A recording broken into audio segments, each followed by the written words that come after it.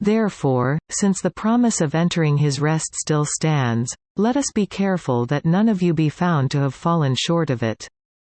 For we also have had the gospel preached to us, just as they did. But the message they heard was of no value to them, because those who heard did not combine it with faith. Now we who have believed enter that rest, just as God has said. So I declared on oath in my anger, they shall never enter my rest. And yet his work has been finished since the creation of the world. For somewhere he has spoken about the seventh day in these words, and on the seventh day God rested from all his work. And again in the passage above he says, they shall never enter my rest. It still remains that some will enter that rest, and those who formerly had the gospel preached to them did not go in, because of their disobedience.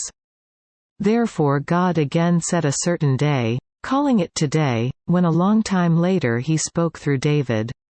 As was said before, today, if you hear his voice, do not harden your hearts.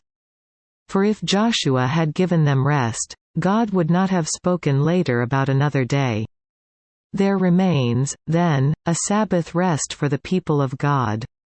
For anyone who enters God's rest also rests from his own work, just as God did from his.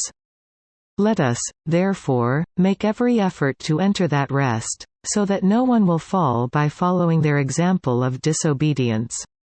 For the word of God is living and active, sharper than any double-edged sword, it penetrates even to dividing soul and spirit, joints and marrow, it judges the thoughts and attitudes of the heart. Nothing in all creation is hidden from God's sight. Everything is uncovered and laid bare before the eyes of him to whom we must give account. Therefore, since we have a great high priest who has gone through the heavens, Jesus the Son of God, let us hold firmly to the faith we profess. For we do not have a high priest who is unable to sympathize with our weaknesses. But we have one who has been tempted in every way, just as we are yet was without sin.